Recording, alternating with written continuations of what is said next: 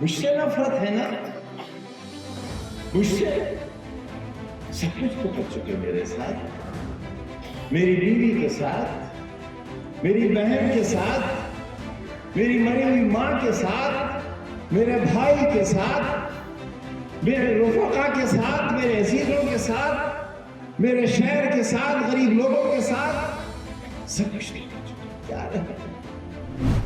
मैं चोर हूं, मैं बकरी का डाकू हूं, भैंस का डाकू हूं, मुर्गे का डाकू हूं, फर्नीचर का डाकू हूं, किताबों का डाकू हूं। हिंदुस्तान में ऐसे लाखों लोग पैदा कर दे जो मुर्गियां डकैती करें, भैंस डकैती करें, किताब डकैती करें, मशीन डकैती करें, लेकिन यूनिवर्सिटी बता दे। मुझे छोड़कर जाने वाले वफादार ने जब बहुत खुश था,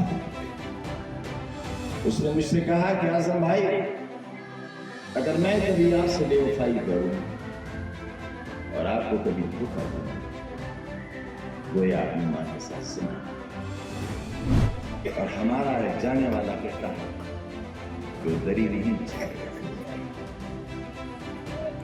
वो नहीं बिछाएगा दरी, क्योंकि वो जब आया था तब ईरानी कालीन पर पैर रखता हुआ आया था। दरिया हमने बिछाई थी, दरिया इन्होंने बिछाई थी, दरिया आपने। लेकिन याद रखना, 8 तारीख के बाद जाने वाले दरी नहीं बिछाएगा, इंशाअल्लाह तू वहां पोछा लगाएगा। भेड़िया तुम्हारे दरवाजे पर खड़ा है, अरे बचा लो अपने से, तुम अंजाम से बेखबर हो। अरे अल्लाह का रास्ता, तुम अंजाम से बेखबर हो, अपने अंजाम को सोचो क्या हो। रामपुर के लोगों, तुमने मेरे पर झूठे मुकदमे किए और इंशाअल्लाह अल्लाह के लिए जवाब। रोज़ा हश्र मेरा हाथ होगा और तुम सब मुझे खो देने के बाद तुम खुश नहीं रह सकते, आबाद नहीं रह सकते। ये रोशनियां मैं से नहीं हूं, बहुत जवाब रोशनी। रामपुर अपनी जमहूरी तारीख के बदतरीन दौर से गुजर रहा है। एक ऐसा बदनसीब फिरका जिसने नवाबों के जुल्म सहे, अंग्रेजों के जुल्म सहे,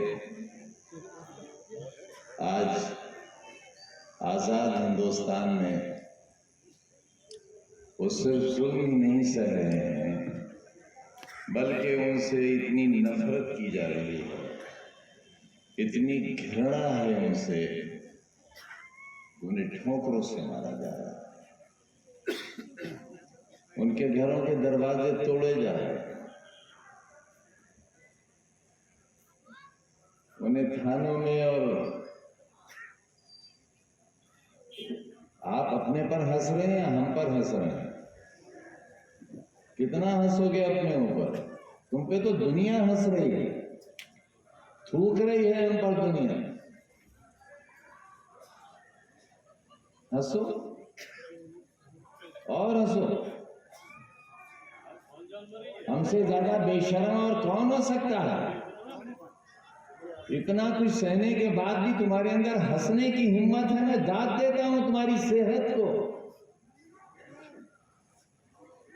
वाह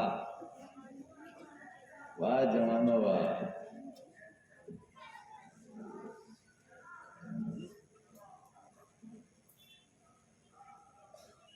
आपने बहुत लंबी लड़ाई लड़ी है, 50 साल, तकरीबन आधी सदी। और तूफानों में नाव खेते चले गए और यहां तक लेकर चले गए।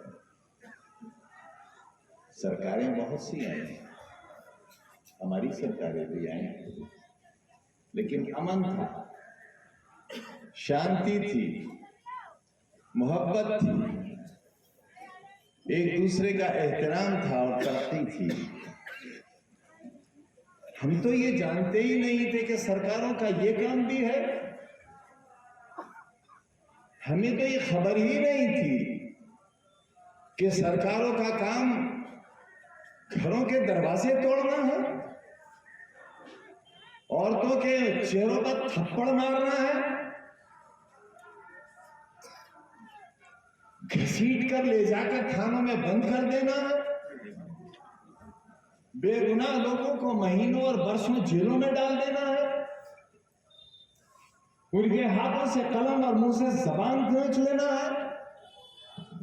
हमने तो ये समझा था कि हम विधायक हो गए, सांसद हो गए, मंत्री हो गए तो हमें सड़कें बनवानी है, पुलियां बनवानी है, इमारतें बनवानी है, पेंशन करानी है, बेरोजगारों को रोजगार दिलवाना है, जिनके पास घर नहीं है उन्हें घर दिलवाना है। और अगर काश हमें ये मालूम हुआ होता कि सरकारों का ये काम भी है तो मेरे अजीजों 50 साल के सियासी सफर में और 4 बार की सियासी ताकत में मैं वो कर सकता था जो एक नई तारीख लिख देता रहा। मगर मैं गली का कुत्ता नहीं था, मैं वो बीमार कुत्ता नहीं था गली का, जिस पर कोई पत्थर उठाते हुए भी डरता था कि ये बीमार कुत्ते के कीड़े कहीं उसके जिस्म को न चिपट जाए। क्या कोई शख्स इतना गिर सकता है? कोई निजाम सियासत इतनी गंदी और खलीस हो सकती है? जिंदगियां तंग हो गई, गलियों से फ्लैग मार्च, गलियों से किसे डराते हो भाई? हमें? अरे हम तो वैसे ही बहुत डरे हुए हैं। हमारे लाउड स्पीकर उतर गए, हमारी नकाबें उलट गई, हमारे हाथों से कलम छिन गए, हमारी सफे समेट दी गई, हमारी जामे मस्जिद वीरान हो गई, हमारी ईदगाह से नमाजी गायब हो गए, हमारे बुजुर्गों ने यहां तक कह दिया कि ईद की नमाज भी घर में पढ़ो और जुम्मतुल विदा की नमाज भी घर में पढ़ो। अब और क्या चाहते हो हमसे? एक जिस्म में धड़कता हुआ एक दिल है और एक रूह बाकी है, अगर उसे भी नहीं बर्दाश्त कर सकते तो रामपुर वालों की जिंदगियां तुम्हारे हवाले हैं, जो चाहो कर लो, वो बेचारे क्या कर सकते हैं। एक ऐसा मायूस दौर, एक ऐसा मजलूम दौर, डरो उन आओं से और उन बददुआओं से जो इस वक्त में मैसर हैं। उन आओं से डरो, किसानों के बेटों, मेहनतकश लोगों के बेटों, तुम्हारे जिस्मों पर खाकी वर्दी इसलिए नहीं है कि तुम अपने वालिदैन की ख्वाहिशात को शर्मिंदा करो, बल्कि इसलिए है कि तुम यहाँ के लोगों की हिफाजत करो और उनके लिए उनके दिल में अपने लिए जगह पैदा। मुझसे नफरत है ना? मुझसे सब कुछ तो कर चुके मेरे साथ, मेरी बीवी के साथ, मेरी बहन के साथ, मेरी मरी हुई मां के साथ, मेरे भाई के साथ, मेरे रफ़क़ा के साथ, मेरे अजीजों के साथ, मेरे शहर के साथ, गरीब लोगों के साथ, सब कुछ तो कर चुके। क्या रहे? मैंने कहा था ना कि मैं एक ऐसा बदनसीब बाप हूं जिसने तकरीबन 2.25 बरस अपने बच्चे को एक छोटी सी कोठरी में अपने टूटते हुए अरमानों के साथ देखा। एक दीवार पर अपनी बीमार बीवी की टूटी हुई कमर, मसनूई कमर, और ठोकर लगकर गिर जाने के बाद, उसकी हंसी टूट जाने के बाद मेरे दरवाजे पर कांपती हुई मेरी बीवी एम्बुलेंस में बैठकर ऑपरेशन कराने के लिए जाती थी। है कोई ऐसा बदनसीब मैं हूं वो। और ये किस बात की सजा है? तुमसे मोहब्बत की। मैं अपने बच्चे की उम्र साबित नहीं कर सका। उसे पैदा करने वाली मां अपने औलाद की उम्र साबित नहीं कर सकी। ये हमारी बदकिस्मती है, नहीं है तो और क्या है? कहा कि उसके 2 पैन कार्ड नहीं है, कहा कि उसके 2 पासपोर्ट है, नहीं आए। एक खारिज हुआ है, दूसरा बना है। एक पैन कार्ड खारिज हुआ है तो दूसरा बना है, नहीं। मैं चोर हूं, मैं बकरी का डाकू हूं, भैंस का डाकू हूं, मुर्गे का डाकू हूं, फर्नीचर का डाकू हूं, किताबों का डाकू हूं। हिंदुस्तान ने ऐसे लाखों लोग पैदा कर दे जो मुर्गियां डकैती करें, भैंस डकैती करें, किताब डकैती करें, मशीन डकैती करें, लेकिन यूनिवर्सिटी बंद कर दे।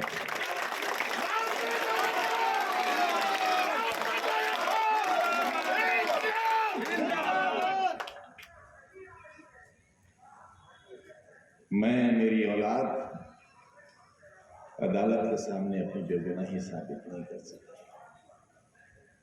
न अस्पताल का सर्टिफिकेट हम साबित कर सके, न नगर निगम का साबित कर सके, न मां की मैटरनिटी लीव साबित कर सके, न डॉक्टर का बयान साबित कर सके,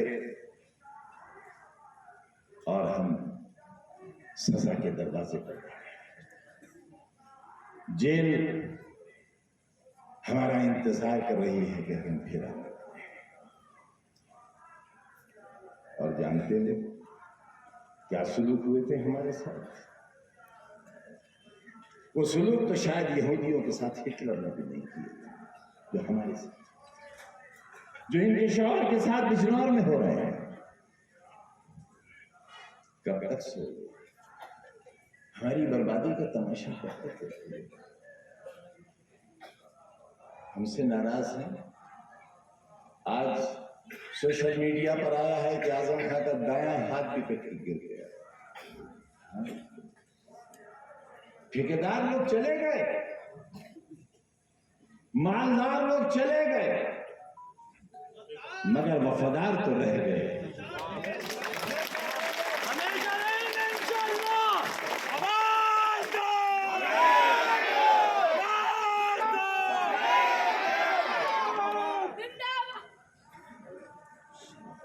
मुझे नहीं चाहिए दौलत वाले लोग, कल भी नहीं चाहिए थे, आज भी नहीं चाहिए।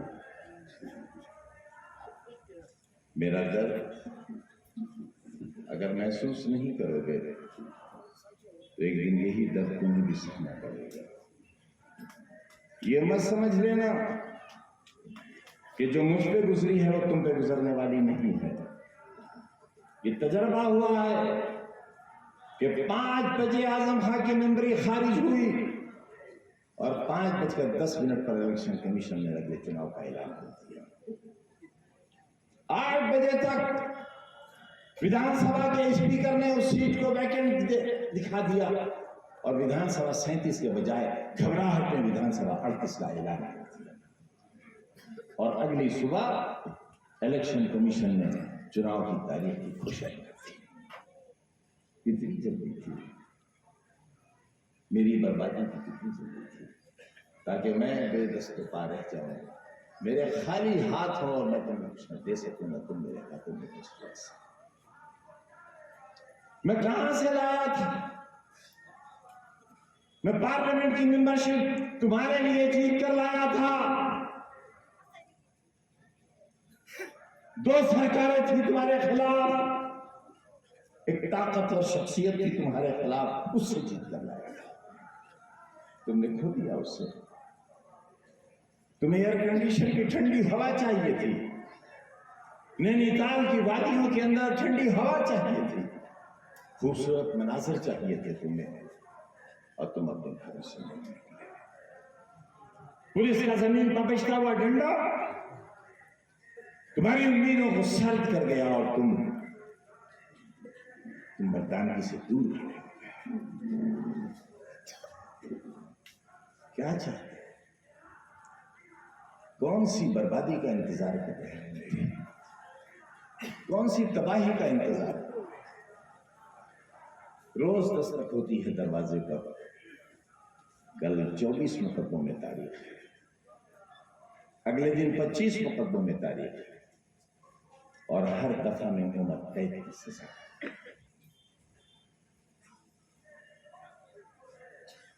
कई जिंदगियां चाहिए इन सजाओं को भुगतने के लिए, कई जिंदगियां चाहिए। मुझे खो देने के बाद तुम खुश नहीं रह सकोगे, आबाद नहीं रह सकोगे। ये रोशनियां मैसर नहीं होंगी, बहुत चराग जलाओगे रोशनी के लिए। 1980 से पहले यहां से 2 इमारतें होती थी, एक महल और एक किला। 1980 के बाद कई इमारतें होती थी। यहाँ की सड़कें, यहाँ की गलियां, यहाँ के बिजली घर, सैकड़ों साल के पानी का इंतजाम, आरसीसी के नाले, इंटरलॉकिंग सिस्टम, सीवर सिस्टम, शानदार नगर पालिका, खूबसूरत पार्क, मौलाना मोहम्मद अली जौहर शौकत अली के नाम से सड़कें, ईदगाह दरवाजा, गांधी समाधि, बाबे निजात, बाबे हयात, बाबेल और वो शहीद उर्दू गेट आज भी उसको खंडराता है।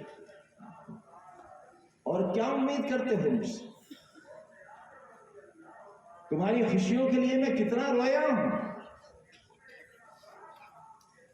क्या दिया है तुमने मुझे? खुशियां ना, मैं तो खुशियों के दिनों में भी खुश नहीं हुआ, क्योंकि अगर एक आंसू मैं देख लेता था तो मेरी खुशियां खत्म हो जाती थी। मैंने कोऑपरेटिव बैंक में जब पहली बार गरीबों को मकानात बांटे तो मैंने उनसे कहा कि जब मैं बेघर था और किराए के घर में रहता था, मुझे कोई घर देने वाला नहीं था, लेकिन आज जब तुम बेघर हो तो मालिक के फजल से मैं तुम्हारे सर पर साया। अल्लाह से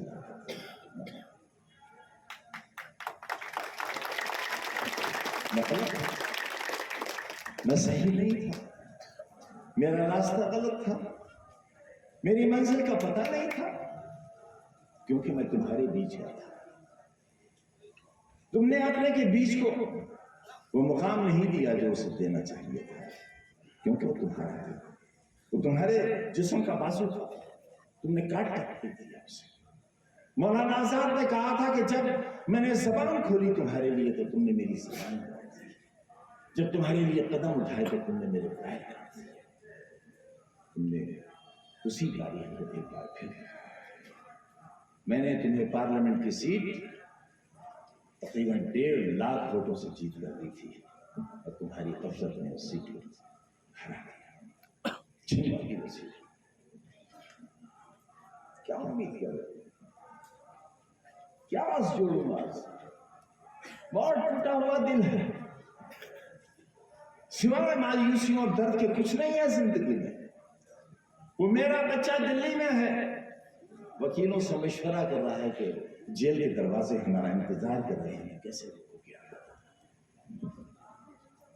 मां नहीं तय कर सकी कि मेरा बच्चा कब पैदा हुआ, हम कानून से भी ये साबित नहीं कर सके कि मेरा बच्चा कब पैदा हुआ। कैसा बदनसीब था, कैसी बदनसीब है मां उस।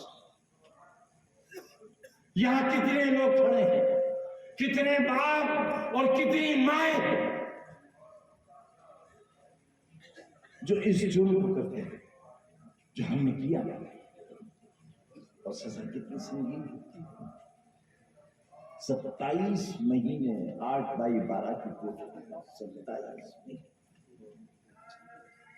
एक एक लम्हा एक एक बरस के बराबर था।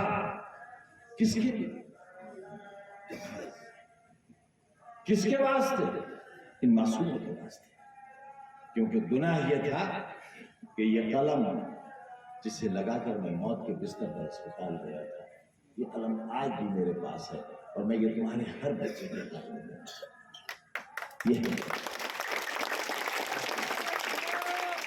पुलिस पड़ी हुई है यूनिवर्सिटी में, तिजोरी की तलाश, मेरे 2 रोटी का जरिया रिजॉर्ट, चप्पा चप्पा छान लिया गया कि तिजोरी यहां है, डाकू सामने खड़ा है, ये चोर तुम्हारे सामने खड़ा है, तुम्हारे शहर को बनाने वाला चोर तुम्हारे सामने खड़ा है। ईमानदार सरकार और ईमानदार अफसरान तुम्हारे तजर्बे में है।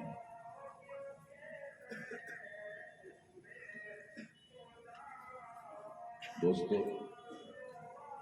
मैं थक गया बहुत। कब तक मेरे सब्र का, मेरी हिम्मत का इम्तिहान ले गई। मुझे छोड़कर जाने वाले एक वफादार ने जब बहुत खुश था, उसने मुझसे कहा कि आजम भाई, अगर मैं कभी आपसे बेवफाई करूं और आपको कभी धोखा दूं, गोया अपनी मां के साथ सुना, तो छोड़ गया मुझे, छोड़ गया। वो जो 2 दिन पहले मेरे घर पर बैठा था, तो छोड़ गया मुझे, क्योंकि वो अपनी दौलत का हिसाब नहीं दे सका, अपने ठेकों का हिसाब नहीं दे सका, अपनी जायदादों का हिसाब नहीं दे सका, अपनी इमारतों और अपने प्लाटों का हिसाब नहीं दे सका, इसलिए छोड़। तुम भी चले जाओ, तुम भी छोड़, मुझे छोड़ दो अकेला, क्योंकि तुम मेरे साथ रहोगे तो तुम्हारे दरवाजे तोड़े जाएंगे, तुम्हारे ऊपर डंडा भी उठेगा, और हमारे समाज की बहादुर पुलिस, हमारी इज्जतों की रखवाली करने वाली पुलिस तुम्हें तोड़ा मार सकती है, ऐसा मुमकिन है। मैंने उनके जज्बात सुने हैं, मैंने उनके मंसूबे महसूस किए हैं, मैं जानता था, इसलिए मैंने कोई एहतजाज नहीं किया था। एक नौजवान की मौत हुई, शहादत हुई, उसका जिम्मेदार मैं नहीं हूं, कोई और मैंने जिम्मेदारों से कहा है कि रोजे हश्र 302 का मुकदमा अल्लाह ताला आपके ऊपर चलाएगा और सजा देगा आपको, क्योंकि आप एक मासूम के पति हो, आप मुजरिम हो इस बात के कि हजारों लोग जेलों में डाले गए और सैकड़ों करोड़ों रुपया लूट लिया गया।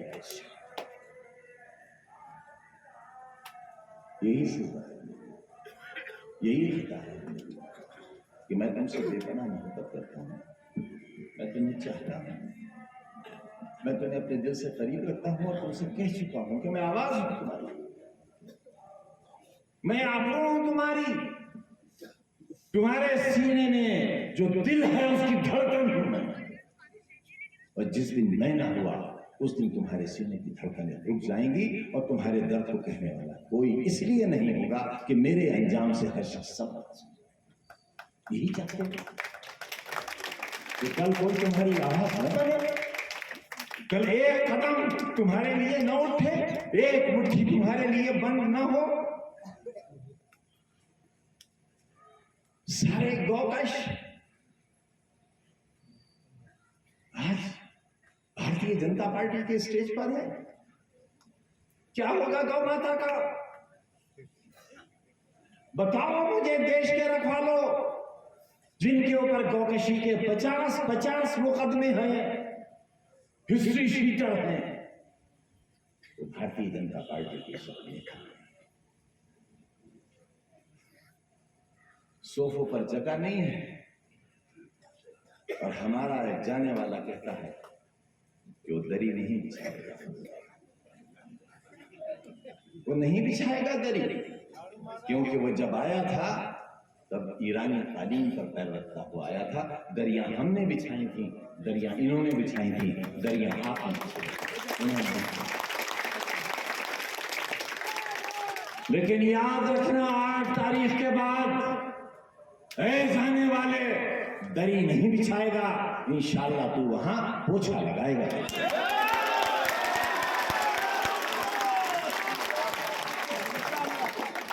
और याद रखना, मुस्तनद हदीस है, जो बंदों के शुक्रगुजार नहीं होते वो अल्लाह के शुक्रगुजार नहीं होते।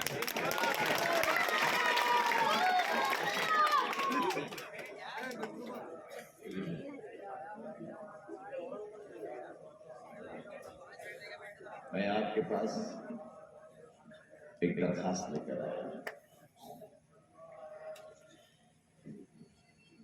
एक ऐसे घर की और एक ऐसे खानदान की जिस घर में तकरीबन 2 बरस ताले पड़े थे। और जब मेरी बीवी घर में वापस आई तो जमीन और दीवारों पर दीमक इतनी थी कि उस घर में घुसना मुमकिन नहीं था। उसी दीमक से जिंदगी का एक बाशिंदा आपके पास अपने गुनाहों के साथ टेक्सटाइल के मजदूरों के साथ लड़ाई लड़ने वाला यह खादिम आपकी अदालत में हासिल है। बीड़ी के मजदूरों को उनकी उजरत दिलाने वाला यह मुजरिम आपके सामने हासिल है। रिक्शा वालों को हक दिलाने वाला यह मुजरिम आपके सामने हासिल है। रिक्शा वालों से पैदल की रिक्शा छीन कर उन्हें ऑटो रिक्शा देने वाला मुजरिम आपकी अदालत में हासिल है। आपको एक खूबसूरत शहर देने वाला मुजरिम आपकी अदालत में हासिल है। आपके बच्चों को काम से और रोजी से लगाने वाला एक अदना सा खादिम आपकी अदालत में हासिल है। आपके बच्चों के हाथों में कलम देने वाला एक मुजरिम आपकी अदालत में हासिल है। तो वो सजा चाहता है, वो मुजरिम अपने गुनाहों की सजा चाहता है। अदालतों से पहले वो सजा आप दे लो। मैंने कहा था अभी एक जलसे में कि उठाओ अपने हाथ पे करता, मारो मुझे, तुम्हारे हाथ की दी हुई मौत मेरे लिए ज्यादा अच्छी होगी उन ऊंची दीवारों के बीच सांसें घुटकर मर जाने से। अच्छा होगा मैं तुम्हारे हाथों से मार दिया जाए। मारो मुझे, निकालो कोई तमंचा, मारो गोली मुझे। मैं मुजरिम हूं तुम्हारा, मैंने बर्बाद कर दिया ना तुम्हें, क्योंकि तुमने आसिम राजा को हराकर ये साबित कर दिया कि तुम जीना नहीं चाहते और तुम जीने देना भी नहीं चाहते। तुमने राजा को हराकर पूरे हिंदुस्तान के कमजोर लोगों को एक ऐसा सबक दिया है जो आने वाली तारीख में याद रखेगा। तुमने धोखा किया, तुमने बेवफाई की, तुमने आराम के बदले लोगों के लिए जहन्नम की, जुल्म किया।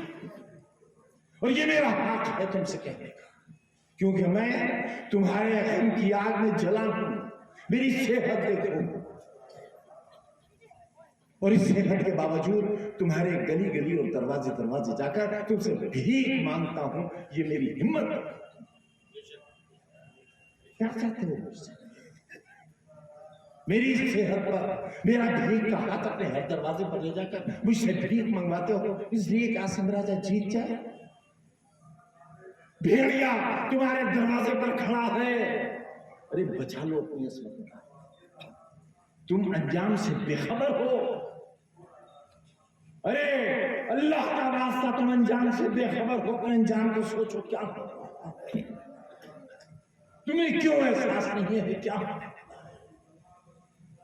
बात किसी के मजहब, किसी की जात, किसी के अकीदे की, हर किसी की। मेरे पास हिंदू भाइयों की जितनी बड़ी टीम है, रामपुर में किसी राजनीतिक दल के पास उतनी बड़ी टीम नहीं है।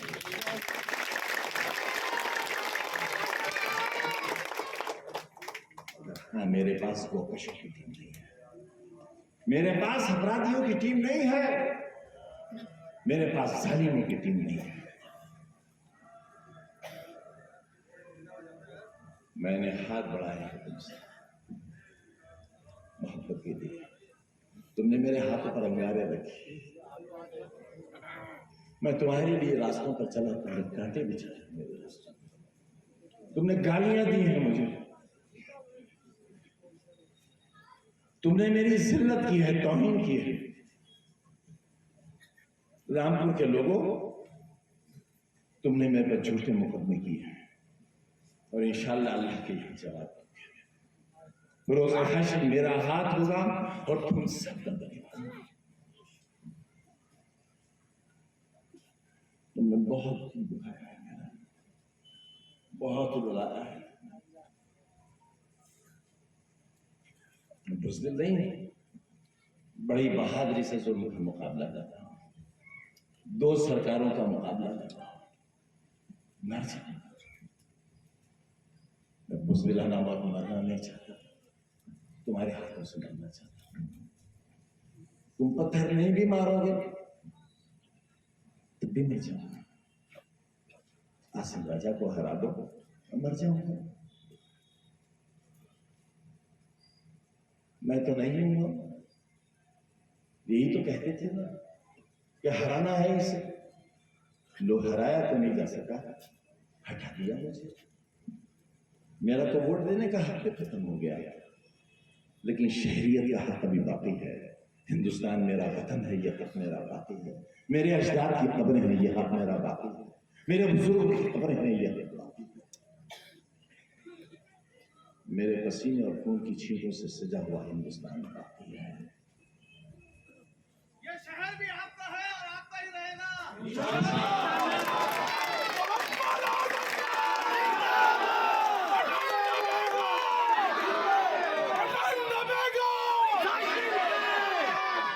फिर एक वादा करो मुझसे, एक वादा करो मुझसे, हालात कोई भी बना दिए जाए, पुरअमन तरीके से वोट डालने जाओगे।